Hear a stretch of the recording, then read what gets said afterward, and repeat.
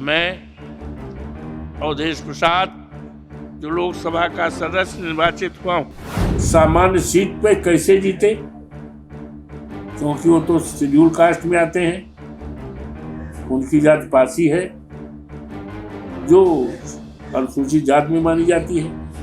मनोहर, मुझे बड़ा ही आश्चर्य हुआ जब ये 29 पेज के अभिभाषण में कहीं पर भी अयोध्या का नाम नहीं है। दैविक भौतिक तापा राम राज काहू न जाता। हम भारतीय संविधान लेकर देश की जनता का पैगाम हम दिल्ली आए हैं बचाने संविधान।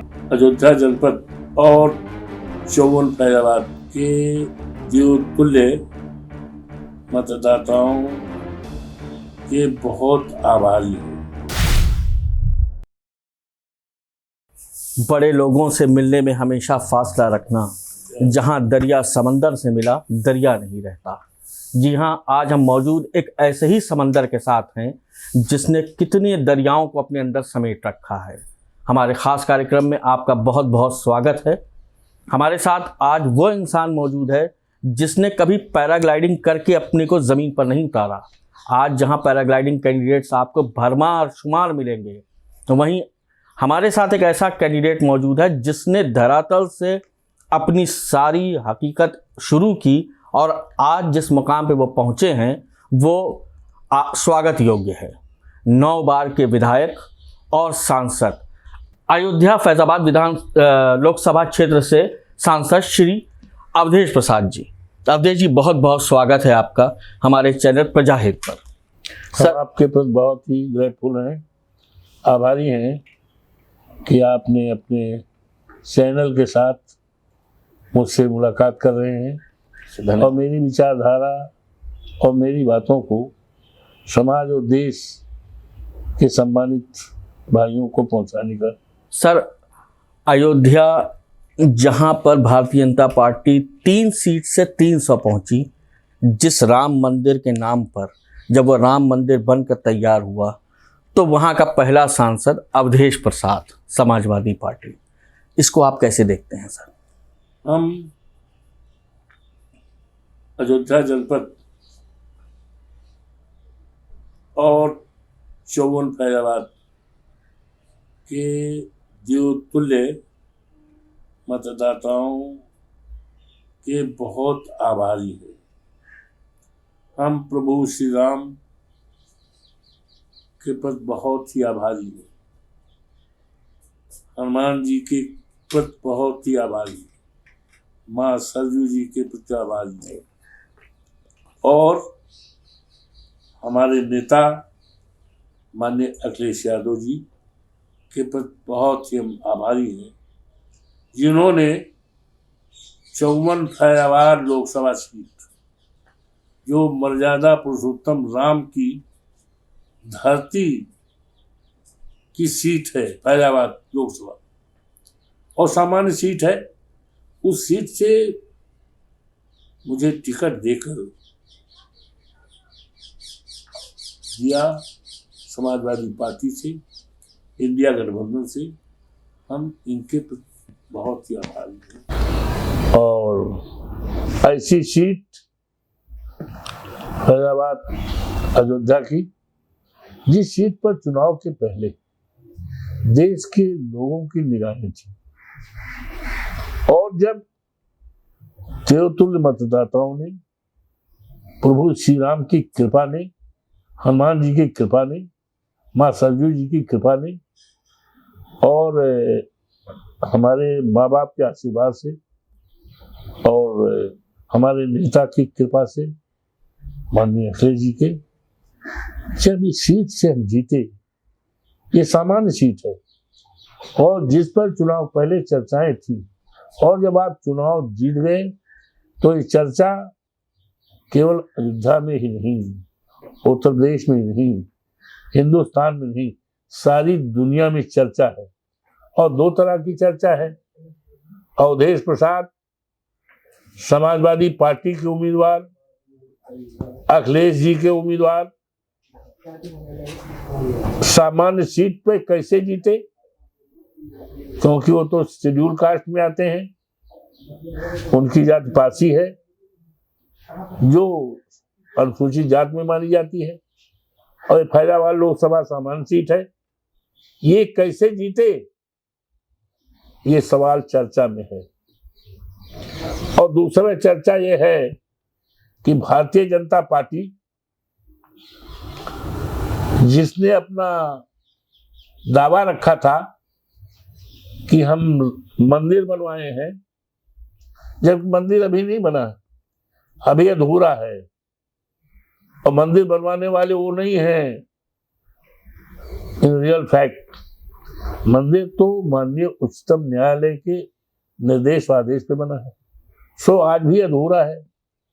और जो दम भरते थे कि प्रभु श्री राम को हम लाए हैं उंगली पकड़ के,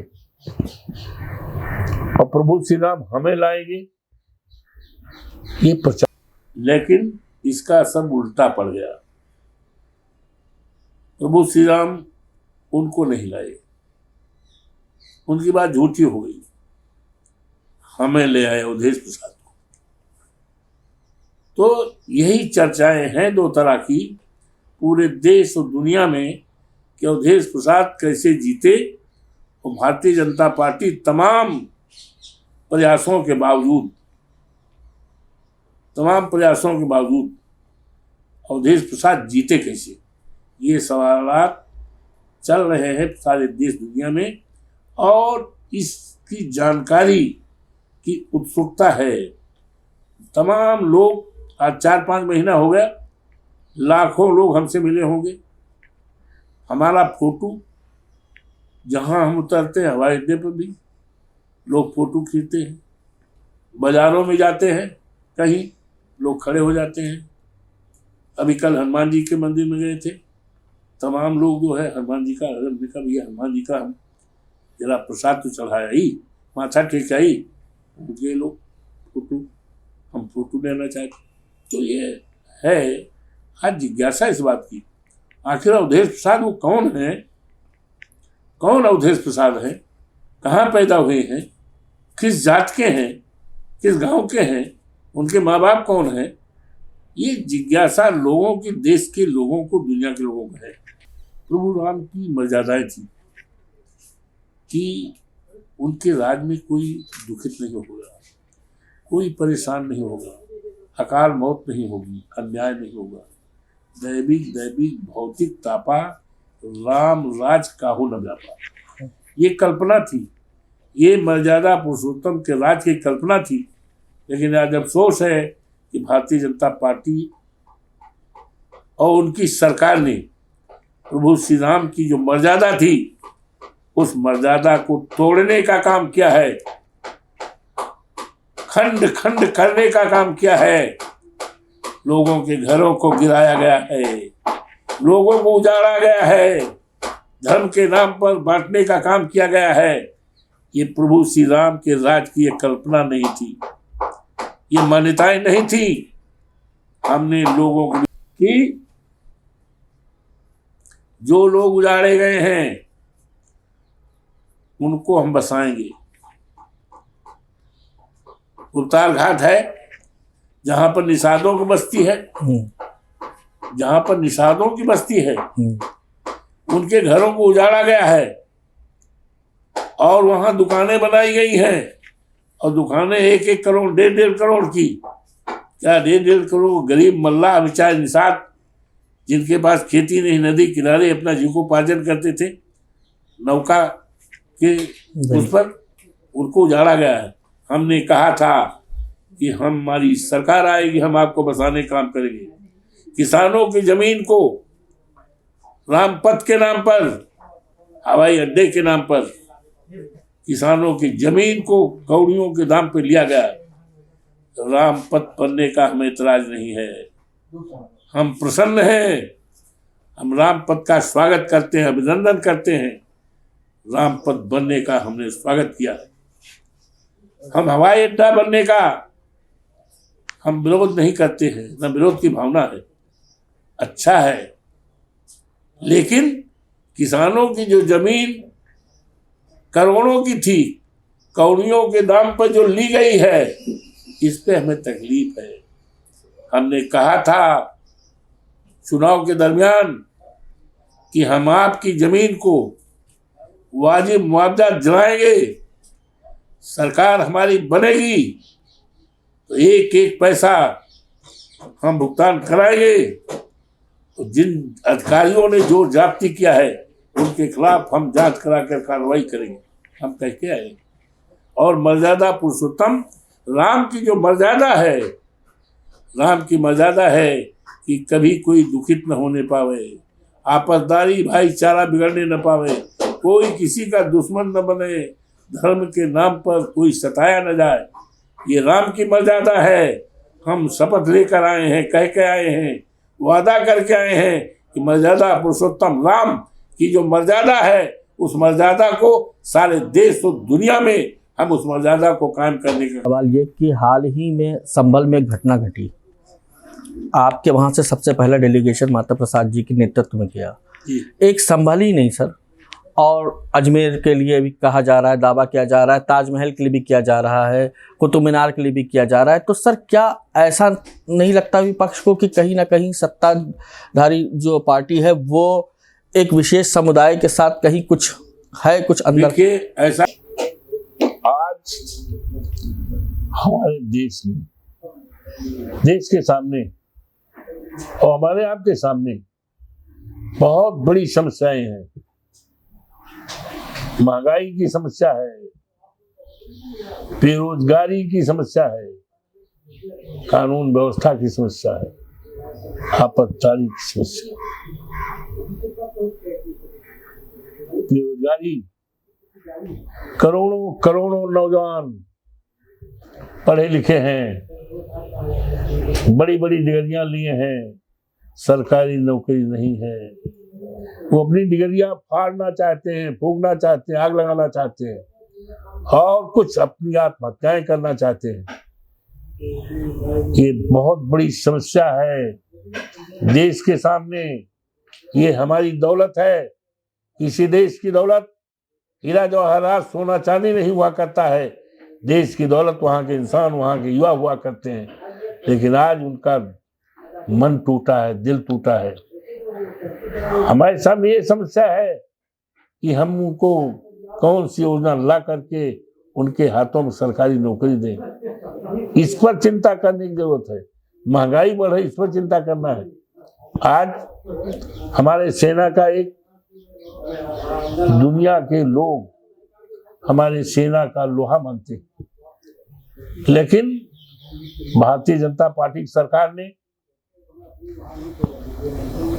अग्निवीर 4 साल की नौकरी ऐसी योजना बनाकर कहीं न कहीं हमारे सेना में आने वाले जवानों के मन को दुखित किया, उनके भविष्य को अंधकार माना। आखिर 4 साल के बाद हमारा नौजवान क्या करेगा? हमें इस पर चिंता करना है। चीन ने हमारी जमीन पे कब्जा कर लिया है, हमें इस पर चिंता करना है। और यही नहीं, आज हम तो किसान हैं, खेती बाड़ी, गेहूं की फसल बोई जा रही है, डाई खाद नहीं है, डाई खाद नहीं, सिंचाई साधन नहीं है। हमें इस पर चिंता करना है। देश की 80% आबादी किसानों की, और जब तक इस देश का किसान खुशहाल नहीं होगा तब तक देश खुशहाल नहीं हो सकता। हमारे नेता आदरणीय चौधरी चरण सिंह कहा करते थे, हिंदुस्तान की खुशहाली का रास्ता खेत और खलिहान से है, और जब तक खेत और खलिहान खुशहाल नहीं होगा तब तक देश खुशहाल नहीं होगा। हमारे प्रधानमंत्री जी विश्व गुरु बनना चाहते हैं। विश्व गुरु कब बनोगे? कैसे बनोगे? जब देश का 80% निवास करने वाला व्यक्ति दुखित है, परेशान है, और आप विश्व गुरु कैसे बन पाओगे? तो ये तमाम समस्याएं हैं। इन समस्याओं की तरफ विरोधी दल के लोग बात न रख पाए। सदन के अंदर न रखिए। संभल इस देश में आपसदारी के लिए, भाईचारा के लिए, ये आपसदारी भाईचारा का पैगाम और संदेश पूरे देश को देता था। उत्तर प्रदेश गंगा जमुनी संस्कृत से माना और जाना जा रहा, वहाँ की सामान्य संस्कृत को, आपसदारी को बिगाड़ने का काम, और इसलिए कि अपनी अक्षमता को छिपाने के लिए कोई हर आदमी परेशान है कि परेशानी की चर्चा न हो पाए, चुनाव जो गड़बड़ी किया गया है उसकी चर्चा न होने पाए, इसलिए संभल में कार्रवाई की गई है और इसकी जिम्मेदारी भारतीय जनता पार्टी की सरकार की है। हमारे नेता अखिलेश जी ने, माता प्रसाद पांडे जी जो उत्तर प्रदेश विधानसभा में नेता प्रतिपक्ष हैं, दो बार अध्यक्ष विधानसभा रहे हैं, सुलझे हुए नेता हैं, उनकी अध्यक्षता में एक कमेटी बनाया था सदस्यीय 15, वहां जाने का, देखने का, जाकर देखो किस तरह उत्पात हुआ है, कितनी जाने गई हैं, कितना नुकसान हुआ है, कितना पुलिस की गोली से सताए गए, मारे गए हैं। ये सारी बातों को जानने के लिए, परखने के लिए उन्होंने भेजा था, लेकिन जाने, और इसकी जिम्मेदारी उत्तर प्रदेश सरकार की है। सरकार जिम्मेदार है, सरकार के अधिकारी जिम्मेदार है, पुलिस है, उनके खिलाफ कड़ी से कड़ी कार्रवाई की जाए। और आज जो आधे दर्जन के करीब लोग मरे हैं, उनके परिवारजनों को, उनके रोते पलटते परिवार को जो है आर्थिक सहायता दी जाए, और जो लोग दोषी उनके खिलाफ कार्रवाई की जाए, और इस प्रदेश में और माहौल न बिगड़ने पावे। जैसे अजमेर और सब जगह ये करना चाहते हैं, ये देश को ये पूरी तरह से ऐसी जगह पर धकेलना चाहते हैं जिसमें लोग लड़ भिड़ कर डिवाइड एंड रूल की बात है, लेकिन ये चलने वाला नहीं। और ऐसे वक्त में माननीय उच्चतम न्यायालय ने जो आदेश दिया है उसकी जितनी तारीफ की जाए, माननीय उच्चतम न्यायालय ने अपने आदेश और निर्देश से इस देश को टूटने से बचाया, इस देश की कानून व्यवस्था को खत्म होने से बचाया, आपसदारी भाईचारा जोड़ने में मदद मिलेगी, शांति वृक्षा कायम करने में माननीय उच्चतम न्यायालय के आदेश से मिलेगी, आपसदारी बढ़ेगी, देश में कानून का राज कायम रहेगा। और भारतीय जनता पार्टी का जो कदम आगे बढ़ता जा रहा है, हर मस्जिदों की तरफ, कहीं न कहीं मुझे उम्मीद है कि माननीय उच्चतम न्यायालय के आदेश से उनके इस तरह के बढ़ते कदम को यह आदेश रोकेगा। जब आप लोकसभा जीत कर यहाँ आए तो सदन में जो बैठने की एक पंक्ति होती है उसमें आप माननीय अखिलेश यादव जी के बराबर में और राहुल जी के बराबर में थे, लेकिन अभी जो सीटिंग अरेंजमेंट हुआ वो आपको वहाँ से हटाया गया। सर, कहीं ना कहीं लोगों के मन में ये कहना है कि क्या ये तो नहीं है कि आप चूंकि अयोध्या से जीत कर आए थे इसलिए सत्ताधारी पार्टी जो है उसको आप आगे जो थे वो खल रहे थे? बात तो सही है। इस बात में कितनी सच्चाई है? माननीय अखिलेश जी के पर तो हम बहुत ही आभारी। विधानसभा में भी बैठते थे, अगल बगल बैठते थे, और हम तो ऐसे कार्यकर्ता हैं पार्टी के, 9 बार के विधायक हैं, 6 बार की मंत्री हैं। माननीय नेताजी आज दुनिया में नहीं है, श्रद्धेय मुलायम सिंह जी, उनका आशीर्वाद मेरे साथ था, स्वर्गीय चौधरी चरण सिंह का आशीर्वाद था। मैंने ना इतनी 50 साल की राजनीतिक जिंदगी में ना मैंने कभी नेता बदला, न कभी झंडा बदला, न कभी पार्टी। सीटिंग अरेंजमेंट हुआ है, उस अरेंजमेंट में वो सीट जो है में अदला बदली की गई है, लेकिन माननीय अखिलेश जी ने इस पर एतराज भी किया है। माननीय लोकसभा अध्यक्ष के सामने भी बात अपनी रखी है और भी रखा है कि अवधेश जी को मुझसे अलग करने की जो साजिश है वो अच्छी नहीं है, हम अवधेश जी अलग नहीं हो सकते। तो हमें तो मानते हैं, उनके प्रति हम बहुत आभारी हैं, और उससे कोई अंतर, यहाँ तक क्यों कह गए कि हम जा रहे हैं, हम जब नहीं बैठेंगे तो आप हमारी सीट में यहाँ बैठेंगे। और तो इससे कोई मेरे मन में हमारी सबसे बड़ी उपलब्धि है, अयोध्या की महान जनता ने, लोकतंत्र मतदाताओं ने हमें ऐसी सीट पे भेजा है जिस सीट की चर्चा सारे देश दुनिया में है। और एक कहावत है, सूर्य को किरणों को कोई टोकरी से ढकना चाहे तो नहीं ढक पाएगा, खुद ढक जाएगा। तो जो वहाँ की महान जनता ने आशीर्वाद दिया है अगली कतार में बैठने का और देश में चर्चा और सम्मान पाने का, तो प्रभु श्री राम ने जो दिया है, हनुमान जी ने दिया, देवतुल्य मतदाताओं ने दिया है, हमारे नेता अखिलेश तो ने दिया है, हम उनके बहुत आभारी हैं। और सीट वोट का कोई ज़्यादा हमारे लिए महत्व नहीं रखता। हमारे लिए सबसे महत्वपूर्ण बात है नेता का इतबार, नेता का विश्वास, नेता का मेरे प्रति सम्मान कहिए, लगाव कहिए, प्यार कहिए, जो भी है वो हमारी बड़ी। और एक कहावत है, सूर्य को किरणों को कोई टोकरी से ढकना चाहे तो नहीं ढक पाएगा, खुद ढक जाएगा। तो जो वहाँ की महान जनता ने आशीर्वाद दिया है अगली कतार में बैठने का और देश में चर्चा और सम्मान पाने का, तो प्रभु श्री राम ने जो दिया है, हनुमान जी ने दिया, देवतुल्य मतदाताओं ने दिया है, हमारे नेता अखिलेश तो ने दिया है, हम उनके बहुत आभारी हैं। तो सीट वोट का कोई ज़्यादा हमारे लिए महत्व नहीं रखता। हमारे लिए सबसे महत्वपूर्ण बात है नेता का इतबार, नेता का विश्वास, नेता का मेरे प्रति सम्मान कहिए, लगाव कहिए, प्यार कहिए, जो भी है वो हमारी बड़ी दौलत है, पूंजी है। समझिए कि नहीं? सर तो एक छोटा सा तीखा सवाल भी है। आज माननीय राहुल गांधी जी जो हैं, अखिलेश जी अडानी या अंबानी कोई बोलते हैं कि वो भारतीय जनता पार्टी उनके लिए काम करती है या उनके पैसे की वजह से आज वो इतने बड़े हुए हैं और उनको बड़े बड़े टेंडर्स मिल जाते हैं, देश में भी विदेश में भी। अगर आने वाले समय में इंडिया गठबंधन की सरकार बनती है केंद्र में, तो क्या इन उद्योगपतियों को नजरअंदाज कर देगी वो? देखिए, जहाँ तक इंडिया गठबंधन सरकार आने का सवाल है, तो इसमें अगर ना है न मगर है।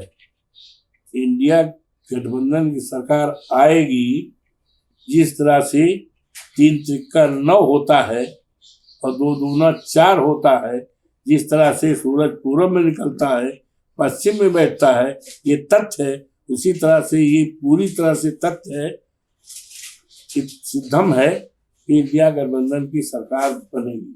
और सरकार बनने के बाद फिर हमारे देश के उन जिम्मेदार जो सत्ता में बैठे हैं, उनकी जिम्मेदारी होगी, उनकी अपनी सूझबूझ होगी कि किस तरह क्या व्यवहार किया जाए। सबसे बड़ा समस्या तो रहेगी कि इस देश को जिस तरह से भारतीय जनता पार्टी की सरकार ने बिगाड़ा है, हम उसको बनाएं कैसे। हम इस देश के युवकों को, जो आज करोड़ों की तादाद में दौलत है, हम उनको रोजगार देकर उनकी ज़िंदगी में उजाला करें, हम महंगाई की दूर करें। हम जमीन जो चीन की है, चीन ने हमारी ज़मीन कब्जा कर लिया है आज अपने कब्जे में, हम उसको छुड़ाएं कैसे। हमारा सेना का जो नौजवान है उसको 4 साल की नौकरी है, हम रेगुलर नौकरी कैसे दें। इस देश में भाईचारा, आपसदारी और देश के शहीदों का, जिसने देश का सपना था, इस देश में जातीय जनगणना का हम करें। हम भारतीय संविधान, बाबा साहब अम्बेडकर के संविधान को हजारों साल तक अक्षुण्ण रखें, जिंदा रखें और प्रभाव लाएं। ये तमाम बड़ी बड़ी समस्याएं देश के सामने रहेंगी, तो सबसे पहले हमारी सरकार बनेगी तो देश हित में, राष्ट्र हित में, देश के निर्माण में और देश के हमारे शहीदों के जब सपनों को हम कैसे साकार करेंगे, उस पर पहले ध्यान रहेगा। उसके बाद ये सारी बातें जो आपने पूछा है कि इनके खिलाफ, उनके खिलाफ, ये तब सब बात की चीजें। सर एक आखिरी सवाल आपसे, पीएम मोदी की राजनीतिक जो कूटनीति है, क्या विपक्ष उसे भेद नहीं पा रहा है अभी? ऐसा कुछ नहीं है। आप जब ये कहते हैं कि हमारी सरकार तो आएगी ही, इंडिया गठबंधन की, आएगी, तो वो जो अभी जो माहौल चल रहा है सर, पीएम मोदी का जो एक प्रभाव है देश के युवाओं पे अभी भी है, उसको कैसे आप भेद, क्या कूटनीति आपके पास है, क्या राजनीति है? ये लोग 400 के पार, तो आप तो देख रहे हैं समाजवादी पार्टी को ले लीजिए, लोकसभा में हमारी कितनी शक्ति बढ़ी है। तो जनता सबसे ताकतवर है, जनता सर्वोपरि है। तो जनता जो है पूरी तरह से इनकी नीतियों से, इनकी योजनाओं से दुखित है। चाहे हमारे देश का किसान हो, चाहे हमारे देश का युवा हो, चाहे व्यापारी हो, चाहे सरकारी कर्मचारी हो, सारे लोग दुखित हैं। तो ये अपने आप परिस्थितियाँ बनेगी कि कोई हटाने से नहीं हटता, जनता ही पावरफुल है। 1 मिनट में वो आसमान से जमीन। संसद में अडानी या गरीबी जैसे बेरोजगारी मुद्दे क्यों नहीं उठ रहे हैं सर, जबकि ये सबसे अहम मुद्दे हैं सर? ये जो सरकार है ना, ये मुद्दे उठाना नहीं देती। ये मुद्दे न उठे इसलिए सदन को चलने नहीं देती। आखिर इस बात पर चर्चा अगर हो जाए, संभल पर चर्चा हो जाए, तो कोई पहाड़ टूट जाएगा? अडानी पर चर्चा हो जाए तो कोई नुकसान हो जाएगा? बोले। बेरोजगारी पर चर्चा हो जाए तो धरती फट जाएगी? बोले। ये चाहते नहीं, जनता के असली परेशानियां न आने पाए, देश के सामने न जाने पाए, इसलिए करना चाहते हैं। बहुत बहुत धन्यवाद सर, आपने हमारे चैनल को समय दिया, हमारे सारे प्रश्नों का उत्तर दिया। हम आज मौजूद थे श्री अवधेश जी के साथ, हमारे हर सवाल का बहुत बेबाकी से बड़े अच्छे अंदाज में जवाब दिया, और हम उम्मीद करते हैं आगे भी जो बातें इन्होंने यहाँ कही हैं, संसद में भी ये मुद्दे उठाते रहें।